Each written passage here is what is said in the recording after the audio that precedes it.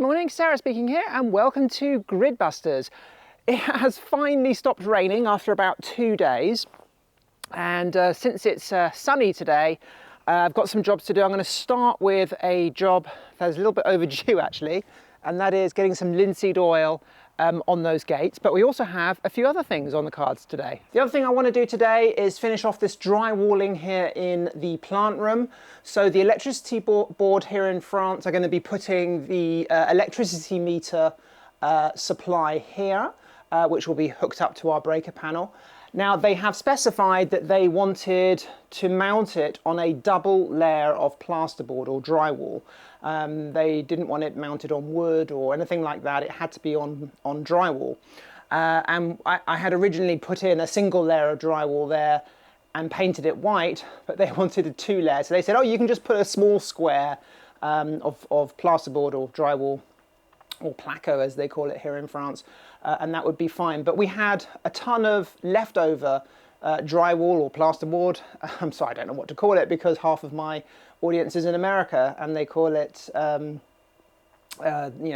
call it drywall. I'm just going to call it plasterboard. So yeah, we had a ton of leftover plasterboard from the garage project. So I thought, well, rather than just putting a kind of square of plasterboard on the wall and then it has like a rough edge and everything, why don't we just do the whole wall as a double layer of plasterboard since we've got it in stock. So that's what we've done. We've put that in. That needs to now be sanded down, and the filler has shrunk obviously. So what we need to do is, well, rather I need to do today is sand this down and then refill those holes. Now the problem is obviously in here, we've got a lot of equipment now, so I'm gonna have to cover everything in dust sheets.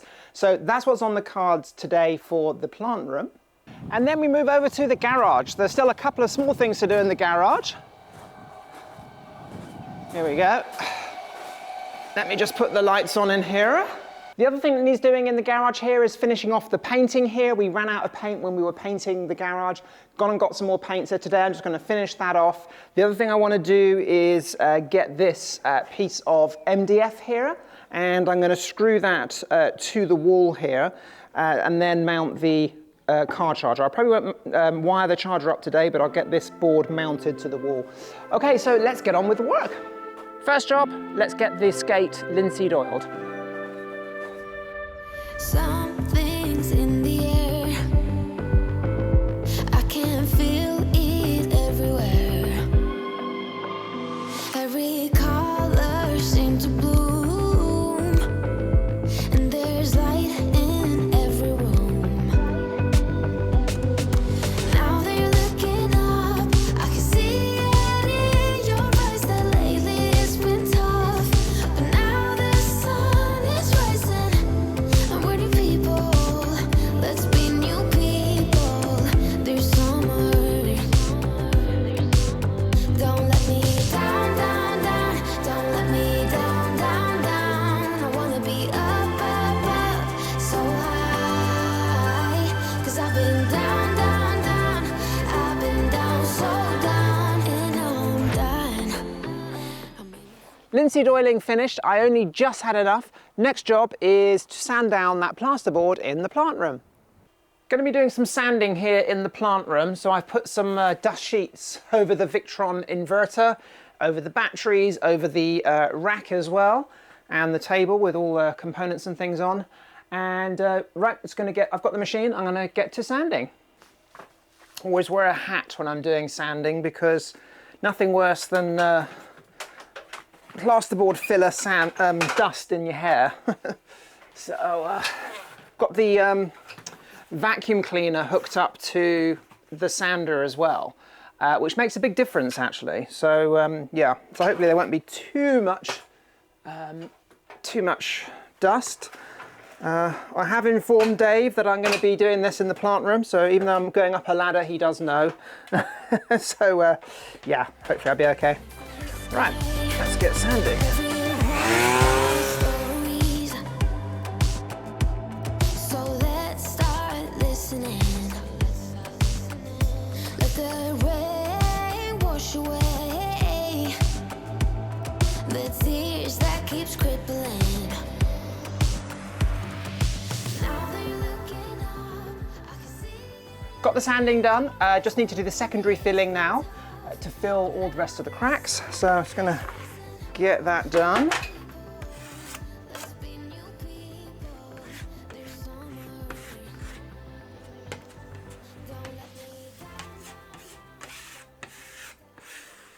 It's a very tiny amount of filler, but just ensures it looks okay once it's painted. So I'm just scraping most of this off. This will just lead a minimal sand when I'm done.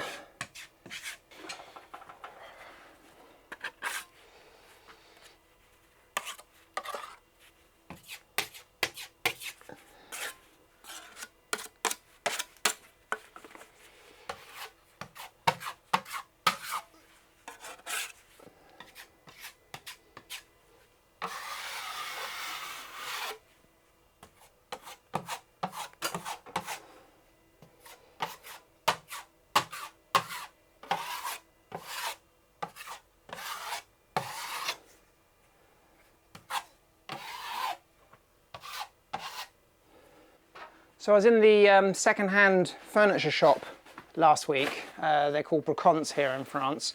Picked up some really good stuff in them, actually. I got our sofa for the guest house. We got some chests of drawers and all sorts of things. Yeah, a lot of antiques and things like this. But one of the things our local place has is a tools section. And I'm always picking up amazing bargains. I got these spatulas like for 50 cents each. I've got, metal files for like a couple of euros each and things like this. Things which would normally cost like, 10 or 20 euros, I can get for 50 cents. So yeah, quite good picking up bargains like that. I don't mind having a second-hand equipment if it's in good condition. So yeah, always pick up a bargain when you can. So I didn't have a wide spatula like this before. I was using the builder's one. So you can just get a better finish. There we go. Yeah, this layer of filler will dry really, really quickly, unlike the stuff in the garage, because it's actually quite warm in here because of all the equipment.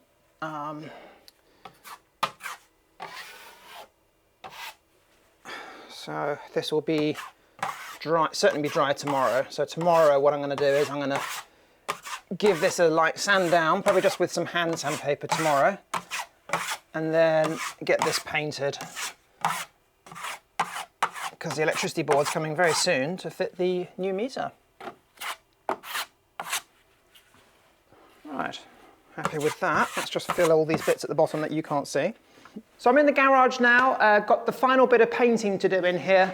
Got a second coat to do on the cutting in at the very, very top. I can see I haven't quite got the coverage I wanted there, so just doing a very, very quick second coat on the cutting in, and then I've just got that little patch on the wall over there.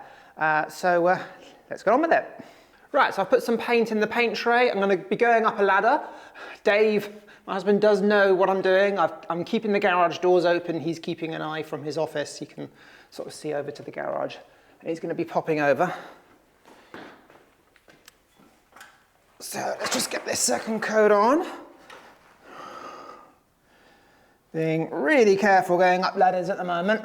When you start looking really carefully, and especially in different lighting situations, you can see bits that you've missed. I've always found that if you do painting with artificial light, with tungsten light, like light bulbs, it looks fine, at night time or whatever. As soon as you get some daylight on it, you start to see all the bits where the paint's a little bit too thin. So I once had a friend who was a Polish painter in London, and he did some painting for me, and he said he'd worked for some, let's just say some really dubious cowboy builders, as we call them in the UK. This particular group, what they would do is they would always insist on doing the work in the evening, do all the painting super fast, get the client to look at it in the evening or nighttime when the sun was down, using artificial light, and it would all look perfect. And they knew that they'd only put a really, really thin coat on and it was, would look awful in daylight. And then they were gone. So the next day when, the customer would look at it using, with daylight, they'd already have got their money and they'd be gone.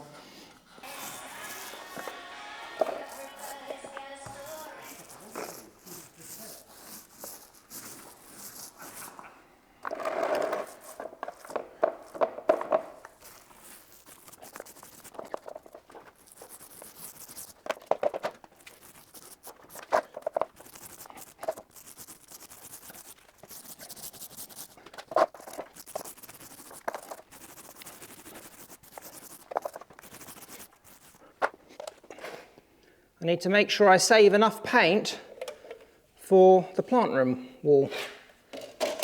I wish I got a bigger can now. There we go.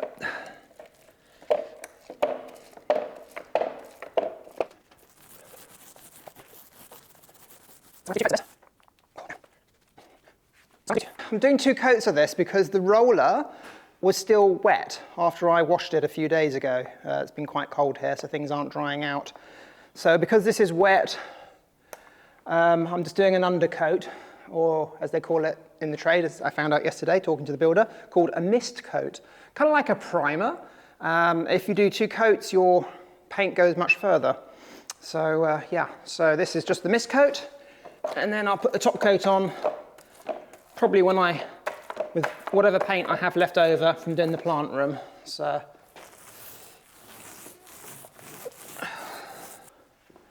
that's good enough for now.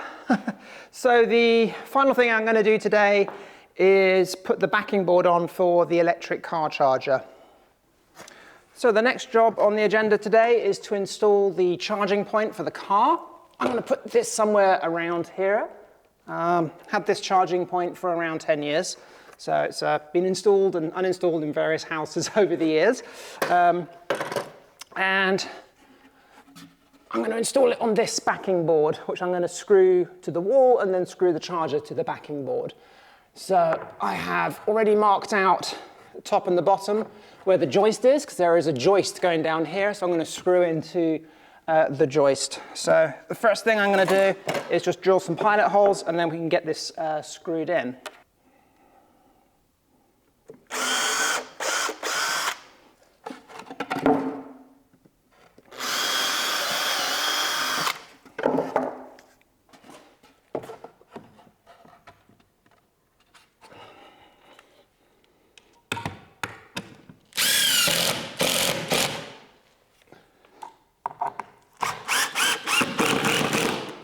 Right, so let's get this cover off this charger. So like I said, I've had this charger for many years, almost 10 years now. I will be buying another charger once Dave gets an electric car as well. And I'm going to go with the next charger, I guess. I'm not going to get the same one. I'm going to get Victron actually do a charger, which is great because you can program it to dump all the excess solar into the car, which sounds pretty cool. But this charger actually, I'm very happy with it. So I'm going to just pop the cover off and we can have a look at it. Right, there we go. So one of the reasons I went with this charger 10 years ago was the reason I really liked it was its modular design. These are standard off the shelf DIN rails here. This is just this is all made by Rolex, but this is a RCDO, so an RCD with overcurrent protection. So yeah, that's really, really good actually. This is actually in thunderstorms. For the charger we have at the other house next door, which is actually outdoors, when there's a lightning storm, this quite often will trip off. So I'm sure it's helped protect the car before. But the thing I like about it is you can just buy these components off the shelf from Rolex. And if anything goes wrong, you don't have to buy a whole new charger or send it in to be repaired. You can repair it yourself. You can just put a new RCD in if the RCD breaks, or if the controller module here breaks, you could just put a new one in. So we've got a RCDO, so a standard RCD with overcurrent protection at the top. We've got a contact relay here, which it basically talks to the car via the microcontroller here. And once the car communicates back to the charger that yes, it is actually connected, it then, the relay will then click in, you actually hear it click, and then you're able to charge. So that's why I went with this charger originally. I didn't go with the Tesla charger. I quite like the idea of the fact that all these components are off the shelf, very easy to maintain and repair it yourself. But like I said, I will be getting a Victron charger for my next one, just simply because it can communicate with the solar system. It's also very nice here. We've got a cover here, and the cover has just got these little connectors here. So yeah, it's all been thought through and engineered very, very well. So what we're going to do is we're going to screw this onto the wall. So let's get this screwed on. Wow, okay, so I've just wasted half an hour, I think, or 40 minutes of my time trying to get the damn camera working. These little cameras are really good on paper, but it's a nightmare when you've got gloves and things, or you just pick the camera up and move it to a different location. You push like a setting on the touch screen and suddenly it stops recording audio. And it took me ages to work out how to push the right thing to get the audio working. And it's mind-boggling to me because I come from a broadcast television background. Back in the 1990s, I used to work in broadcast TV. I even ran my own production company for years. But we used to use like professional cameras, which were, you know, like big cameras. And they were far easier to use than these little automatic things. So that's my little moan over. But yeah, so I'm gonna get a different camera. I'm fed up with this Sony camera. It produces great pictures, and when it works, it's great. But yeah, I need something a little easier to use, which is saying something from someone who used to work in broadcast TV. So I think I might just go with something a little bit simpler, something I can just literally a point and shoot. I don't need all the manual settings, you know, so yeah. Anyway, enough of that. Let's get this installed. Okay.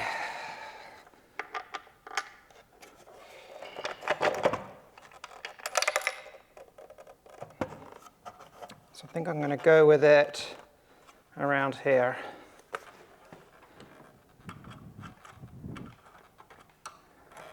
Oh, this is when a third hand would be really useful. There we go.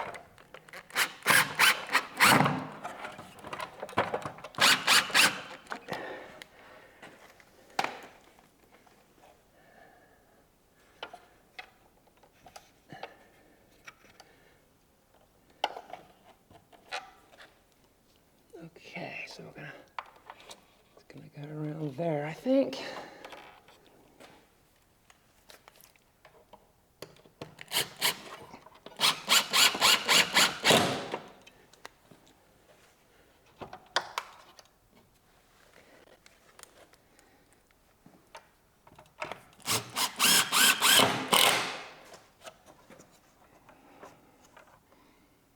Yep, and I've just dropped a screw right inside, so I'm going to have to somehow fish that out.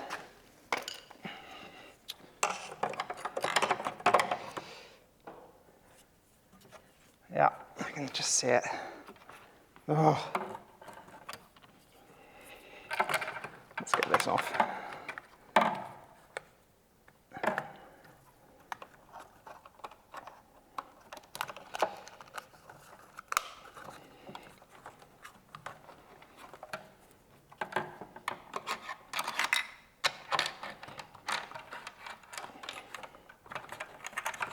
Here we go.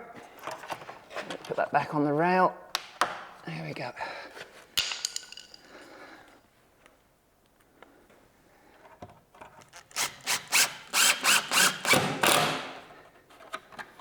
Perfect, that's not going anywhere.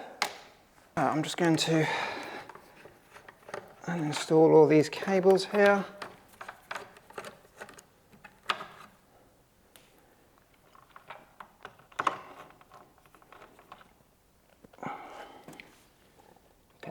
To use a hex screw for that one.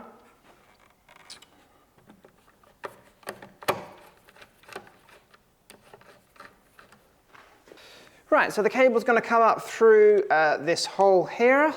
It's going to then feed around and go into the top. So I need to strip off around that much of the cable. So, right, there we go. I always wear gloves when I'm cutting cable.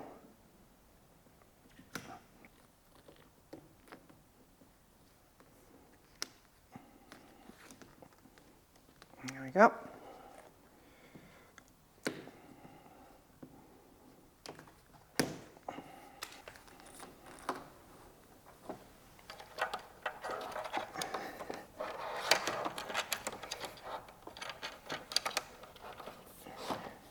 We've got just about enough space around the side there.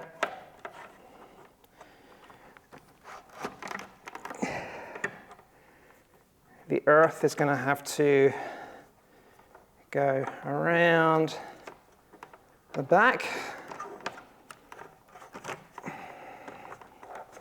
It's going to be connected to here. And then the live and the neutral, we've got our neutral there and the live there. Fantastic. All right, let's get stripping some cable.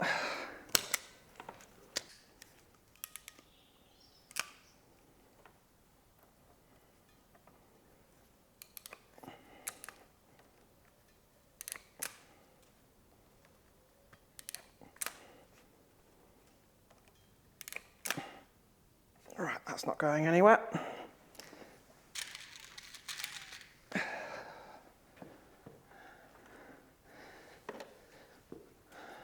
Let's just make that a little bit longer.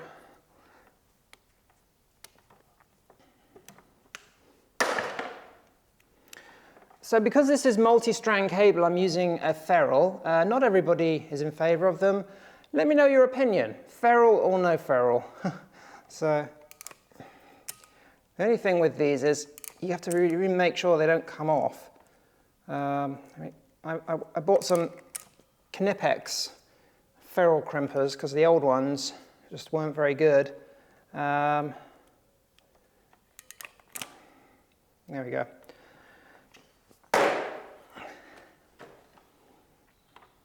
Yeah, I'm happy with that.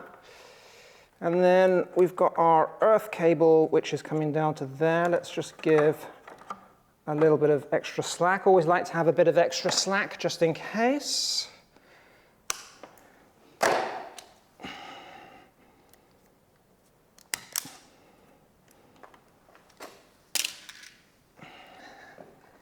There we go. And let's put a ferrule on there.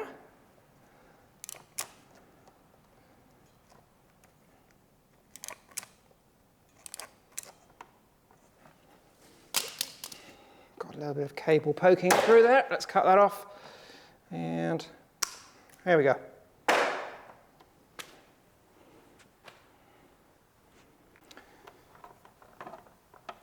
Okay, so let's neutral on this side. Fantastic. And then we've got positive on the other side.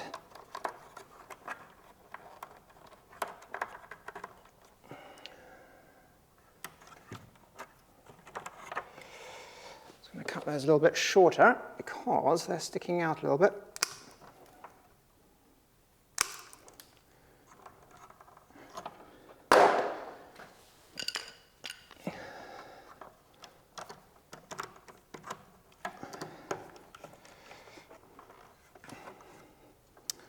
Okay, and then we've just got the earth here.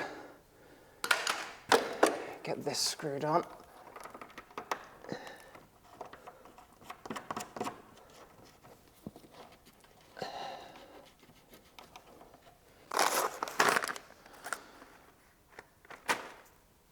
We'll put a little bit of cable strain relief on here, just as a little insurance policy.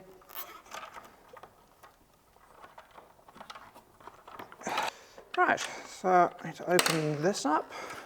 So we need to line up the RCD with the little window to make sure it all fits.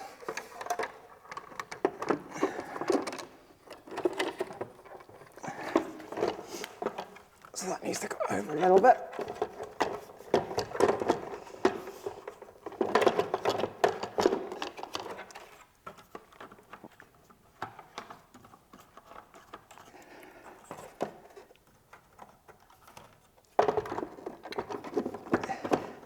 There we go. Perfect. Right, let's get it screwed in.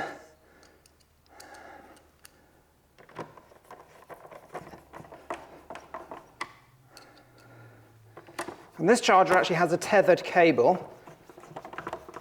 which is great. That's perfect. It's got a Tesla connector on one end, or a Type 2 connector. And the guest house charger, which is exactly the same as this, doesn't have a tethered cable. It just has a socket here, so you have to bring your own cable.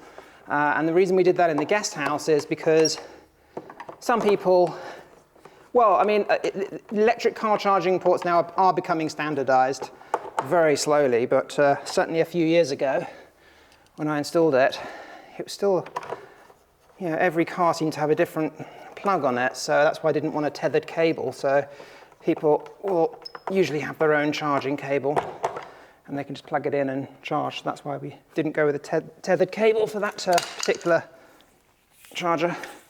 Right, so, yay, I'm happy with that. So that's just a bit of cable management. That's usually how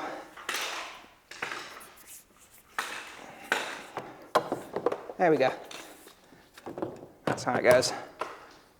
Ta-da!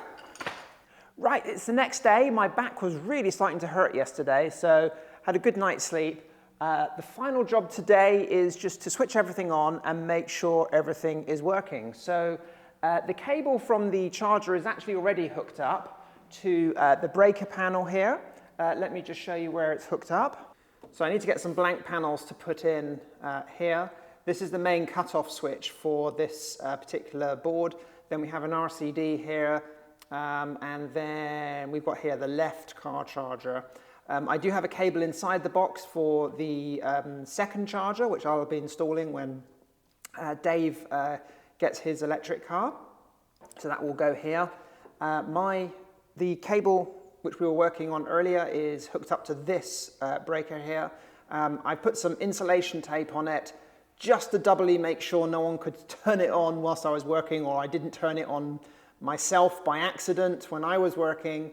So that's why that is taped down. So I'm just going to remove that tape now because we can turn it on. So I'm going to turn that on. I don't know why the smoke alarm's turned off. Let's turn that on as well. So we now have power going to the charger. Here we go. And let's pop the RCD on here.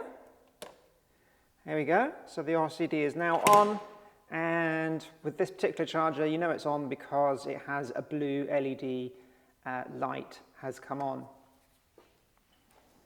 The other thing you may have noticed in the background here in the garage, we have 2 pallets of solar panels. So we've got, that's another 22 panels plus the other 10 that I have already. I've also have all of the racking, which is down there. So this is all of the racking here in these 2 boxes here. And then I have all of the bolts, connectors, and a whole host of things which mean nothing to me. Now there is a manual for all this stuff. It's in French though, so I've got to translate the PDF into English so I can understand how to put the racking system together. My husband Dave, he recommended that we unpack all the racking equipment and put it together inside the garage, or just like one section of it, put it together in the garage here, so we understand how it all goes together, which I think is a really good idea. So I think we'll be doing that probably next week. So I'm going to leave the video there. Hope you found that useful. Hope you found that interesting. Please do like and subscribe. Would really appreciate a comment. Really helps with the YouTube algorithm. Please subscribe. Doesn't cost anything to subscribe. It helps me, and it also helps the channel out. Okay guys, I'm going to leave it there. Have a great day, and I'll catch you next time.